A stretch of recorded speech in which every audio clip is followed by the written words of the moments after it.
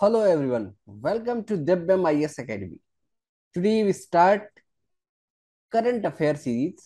Already हमारे channels पे हमारे जो फ्रेंड्स हैं वो ऑलरेडी आपको द हिंदू एडिटोरियल्स और जो रिसेंट की जो न्यूज़ है या जो इम्पोर्टेंट न्यूज़ है वो आपको मिल ही रही है। कभी कभार हम लोग भी ट्राई करते हैं, जो पूरी टीम ट्राई करती है। और दिव्यम आईएएस फैमिली का मैं भी एक पार्ट हूँ, तो मुझे भी मौका मिलता है, मैं भी अपना जो कंट्रीब्यूशन है मैं देता रहूंगा और पहले भी देता रहा। जो आज का टॉपिक है, the many ways of helping Sri Lanka. ये GS paper 2 for prelim for mains and GS paper 1 for prelims में, दोनों में इंपॉर्टेंट हो जाता है। अब देखिए, हम जब कोई टॉपिक चूज करते हैं तो डेफिनेटली उसके पीछे कोई लॉजिक होगा। और श्रीलंका कई रीजन से न्यूज में कंटिन्यू बना हुआ है। और जब इस तरह की कोई न्यूज होती है जहां कोई कंट्राडिक्शंस हो रहा होता है, वहां यूपीएससी इस क्वेश्चन को, उस टॉपिक को उठाती है। क्योंकि ये इशू बेस्ड चीजें हैं तो ये इशू रिजॉल्व नहीं होते, इशू चलते रहते हैं।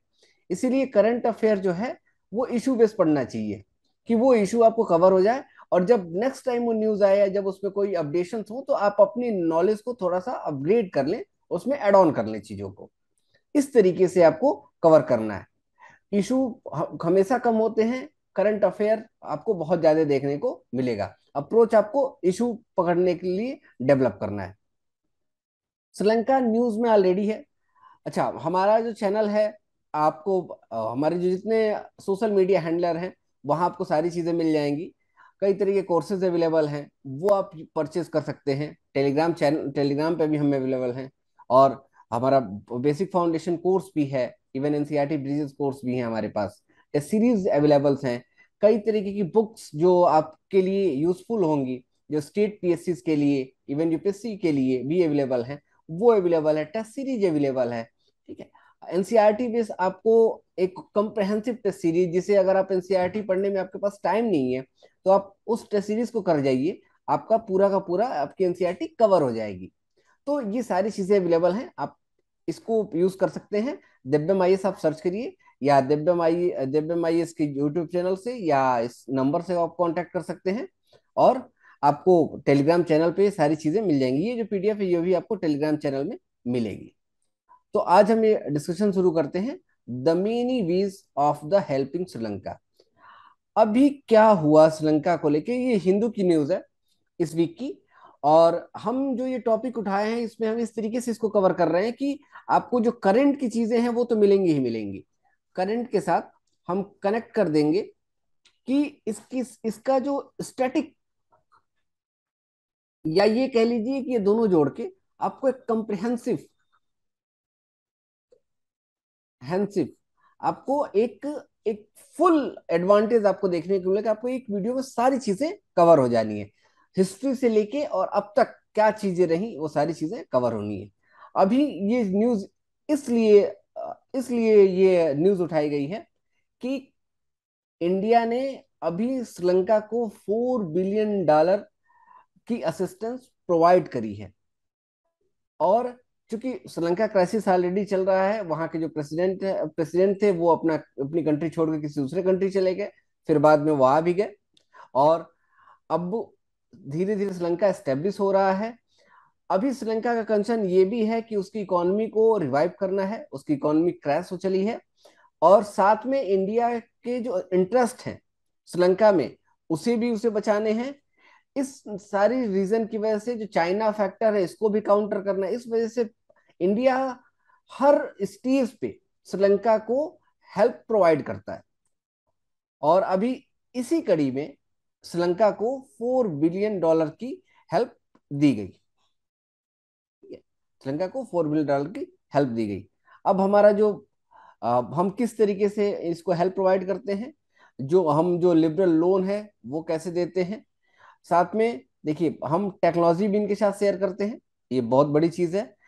और इसके साथ हम जो स्किल अपग्रेडेशंस को लेके वहाँ जो इकोनॉमिक एक्टिविटीज है, उस तरीके की एक्टिविटी भी हम वहाँ फॉलो, सारी चीजें हम बहुत ब्रॉडली तरीके से करेंगे।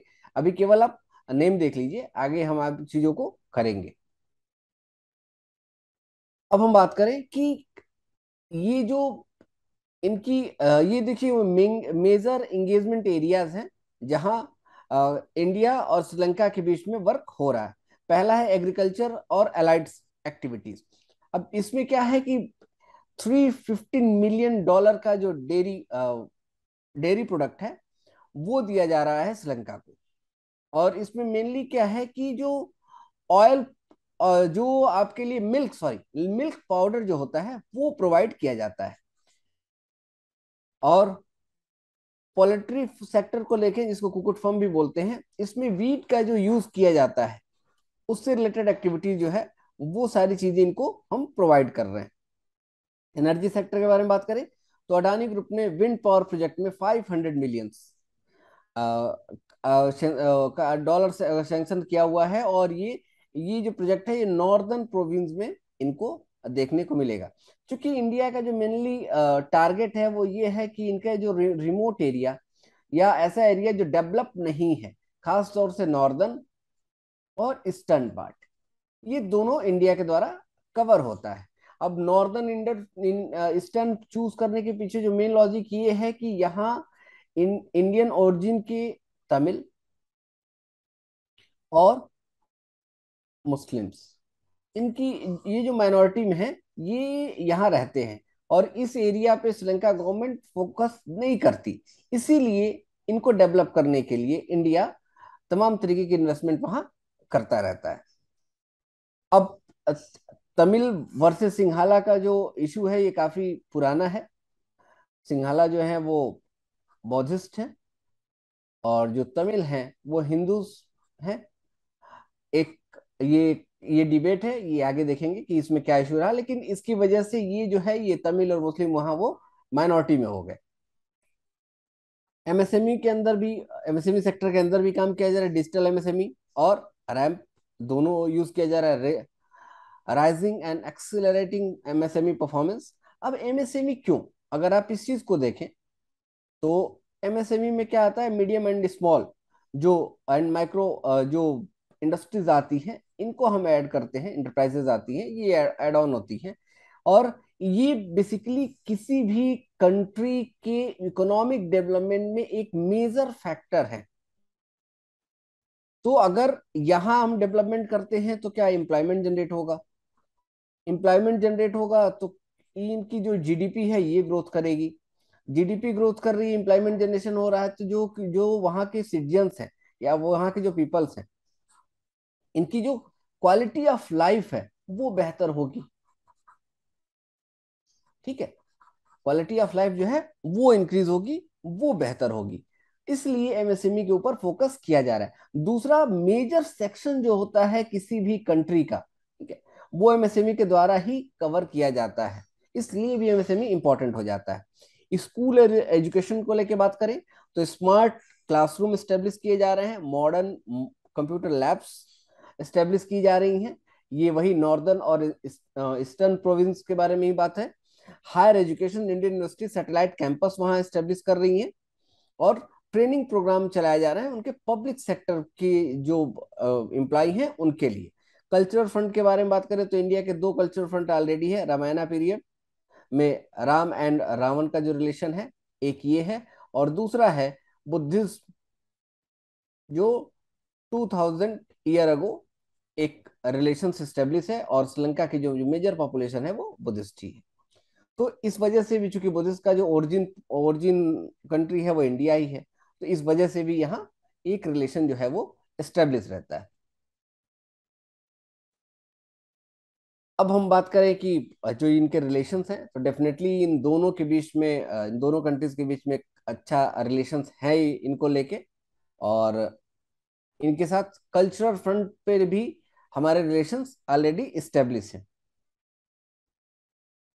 ये चीज तो हो गई इनके।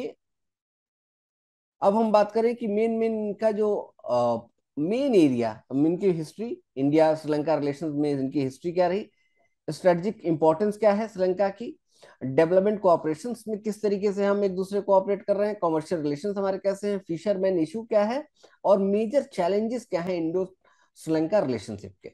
ये सारी चीजें हम अब देखते हैं। मैंने आपको बताया कि एक कम्प्रिहेंसिव वे में हम बहुत ज्यादा तो नहीं बता पाएंगे, लेकिन हाँ इतना आपको बता देंगे कि आपके एग्जाम के लिए कभी भी किसी भी तरीके के एग्जाम के लिए आपको यूजफुल रहने वाला है। अगर हम बात करें रिलेशनशिप की, तो प्री इंडिपेंडेंस अगर रिलेशनशिप के बारे में बात करें तो रामायणा पीरियड में ऑलरेडी मैंने बता दिया, और बुद्धिज्म का जो हमारा रिलेशन है वो भी मैंने आपको बता दिया। इम्परर अशोक के द्वारा बुद्धिज्म को, धर्म को स्प्रेड करने के लिए वो उनके सन्स और उनकी डॉटर दोनों लोग श्रीलंका गए थे। तो ये मेन ये मेन यहाँ बेसिक रिलेशंस हैं। और ये एक और यहाँ कंसर्न आता है कि जो गिरमिटिया मजदूर 1813 में इंडिया से ले गए थे, चूंकि श्रीलंका भी ब्रिटिशर्स के, ठीक है, कॉलोनी रहा, तो भले वो ब्रिटिशर इंडिया के डायरेक्ट कंट्रोल में नहीं रहा, लेकिन ब्रिटिशर्स ने की कॉलोनी, ब्रिटिशर ने इनके ऊपर राज किया। तो ब्रिटिशर्स श्रीलंका में वर्क करने के लिए, लेबर के लिए गिरमिटिया जो मजदूर हैं वो इनको लेके गए थे। और चूंकि वो लोग वहीं रह गए, वहीं स्टेब्लिश हो गए, तो ये लोग मेनली कहाँ से गए थे, तो ये तमिलनाडु से लिए गए थे। ठीक है, तमिलनाडु से लिए गए थे, और ये अब वहीं जाके बस गए। ठीक है, ये कन्फ्लिक्ट है क्या है, आगे देखेंगे, या क्लासेस के लिए चीजें हैं, अब इससे ज्यादा हम आपको डिस्कस नहीं कर पाएंगे।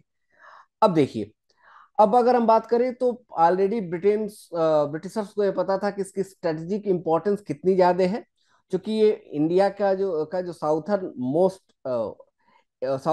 मोस्ट एरिया है वहां से कनेक्ट होता है। और श्रीलंका के जो साउथर्न मोस्ट साइड में आपको देखने को मिलेगा हम्बनटोटा। ठीक है, वो हम आगे आपको मैप में दिखाएंगे। इसकी वजह से ये, अगर आपको एरिया कवर करना है, हिंद हिंद महासागर का अगर एरिया आपको कवर करना है, तो आपको यहाँ हम्बनटोटा है, यहाँ हम्बनटोटा है इस एरिया में। तो यहाँ आपको यहाँ से आपको इसके ऊपर नजर भी रखी जा सकती है। तो ये जो श्रीलंका की इंपॉर्टेंस, स्ट्रेटेजिक इंपॉर्टेंस है, ये यहाँ से शो हो रही है। ब्रिटिशर्स को पता था, इसलिए उन्होंने इसको अपने नेवल बेस के लिए यूज किया था। और एक इंडिया के साथ इसका ये भी रिलेशन है कि जो इसका हम्बनटोटा या कोलंबो पोर्ट है, वो कार्गो शिप के लिए, जो हेवी कार्गो शिप है, उनके लिए काफी बेहतर है। और इंडिया में डायरेक्ट ये शिप नहीं आ पाती, तो कार्गो शिप जो है वो हम्बनटोटा और कोलंबो पोर्ट ही आती है, और फिर वहां से वो छोटे छोटे शिप में जो उनका जो कंटेनर है, वो चीजें हैं, वो इंडिया आती हैं। तो इंडिया का एक ये भी रिलेशन है श्रीलंका से, ये भी एक चीज है। साथ में अगर आप इस चीज को थोड़ा सा और देखें, त्रिकोमली को देखें, तो एक इनका मेजर जो है वो नेवल बेस है, वो भी यहाँ डेवलप है। और इससे जापान और ये जो यूएसए है और यूके है, ये जो कंट्रीज हैं, इनके लिए भी इंपॉर्टेंट हो जाता है। क्योंकि पहले क्या था कि इंडिया इस एरिया में कोई बहुत ऐसी एक्टिविटी नहीं करता था, और यूएसए आसानी से इस चीज को अपने अकॉर्डिंग मूव करता था। क्योंकि ये भी एक, आप देखिए ना कि ये आपको पैसिफिक से कनेक्ट भी कर रहा है, ये रूट। ठीक है, तो ये भी इसलिए भी इंपॉर्टेंट हो जाता है। ये देखिए, ये वाला रूट आपको यहाँ से भी देखने को मिलेगा, ये कनेक्टिविटी आपको देखने को मिलेगी।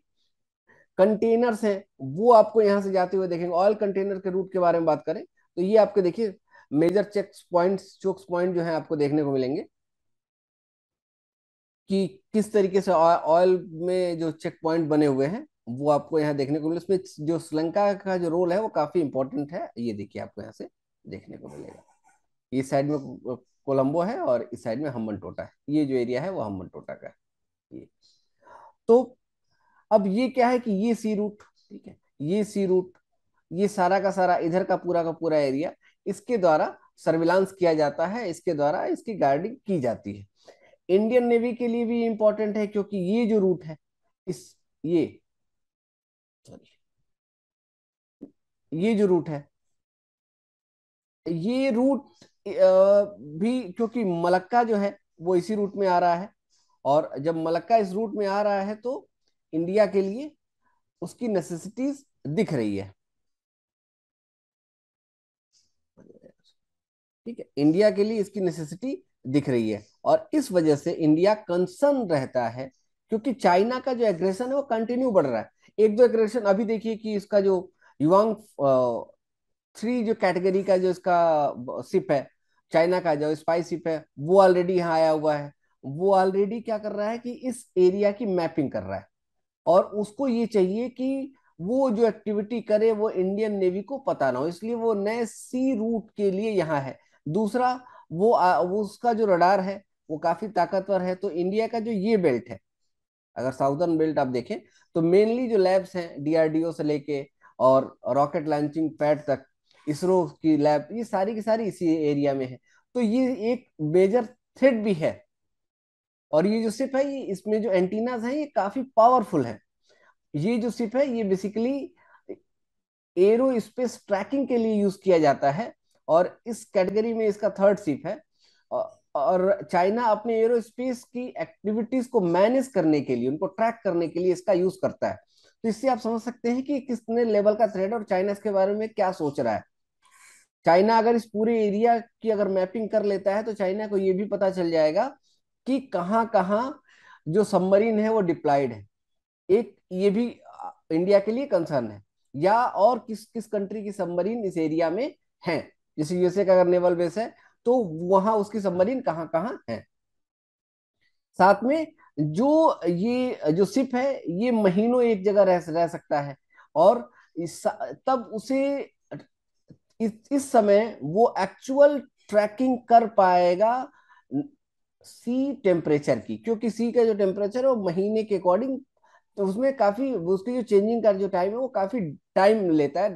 10 डेज 15 डेज में वो चेंजेस होते हैं। तो उसके अकॉर्डिंग वो अपनी स्ट्रेटेजीज बना पाएंगे, चाइनीज अपनी स्ट्रेटेजीज बना पाएंगे। ये सारे कंसर्न हैं मिलिट्री को लेके इंडियन ओशियन में, ठीक है, या हिंद महासागर में।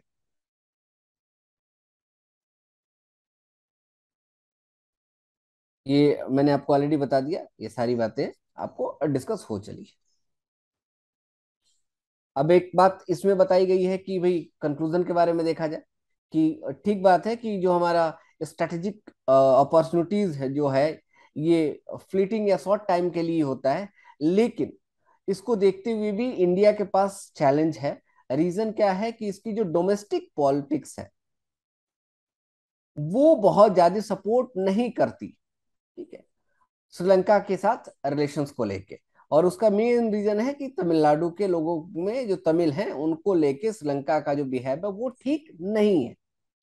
लेकिन इंडिया को अपनी डोमेस्टिक पॉलिटिक्स को भी मैनेज करना है, और श्रीलंका के रिलेशंस, श्रीलंका के साथ रिलेशन को भी बेहतर रखना है। रीजन बिंग, क्योंकि जहां गैप आया तो चाइना ऑलरेडी इसमें काफी इंटर कर चुका है, और अगर चाइना पूरी तरीके से स्टेब्लिश हो गया तो इंडिया के लिए काफी परेशानी यहाँ क्रिएट हो सकती है।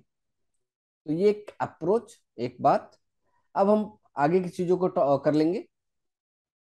देखिए, ये जो डेवलपमेंट कोऑपरेशन है उससे रिलेटेड बातें हैं कि ये डिमांड ड्रिवेन है और पीपल सेंट्रिक नेचर में आती है। और चूंकि लोगों के बीच में जब रिलेशन होगा तो इसी तरीके से होगा कि उनको डिमांड क्या है वो हमको चाहिए, और लोगों के ऊपर फोकस होने वाली बात चाहिए। इसको देखते हुए इंडिया का हाउसिंग प्रोजेक्ट वहां चल रहा है, जिसमें 62,500 हमको वहां हाउस बनाने हैं। ऑलरेडी 43,000 हमने वहां बना दिए। सोशल सर्विसेज के बारे में बात करें तो emergency ambulance services, hospital, supply of medical equipment, livelihood assistance, auditorium और जाफना कल्चर सेंटर्स भी आपको वहां देखने को मिलेगा।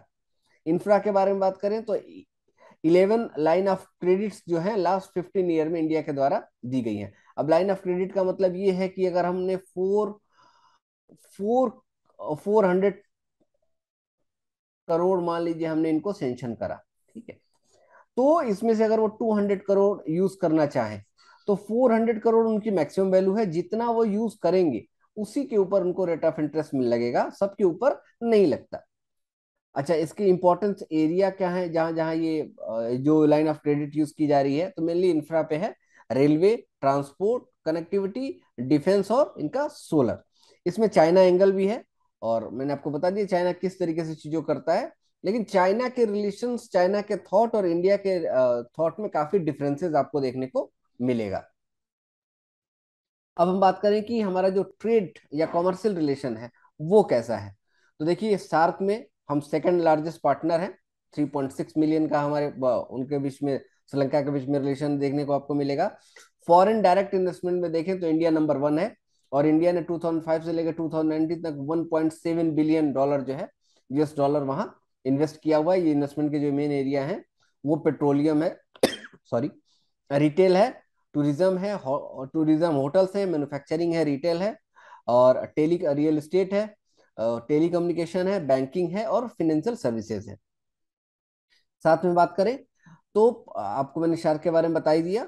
आईएसएफटीए India Sri Lanka free trade agreement भी है, और जो कम्प्रिहेंसिव इकोनॉमिक पार्टनरशिप एग्रीमेंट है, यहाँ भी इंडिया का एक कॉमर्शियल रिलेशंस ऑलरेडी श्रीलंका के साथ स्टेब्लिश है।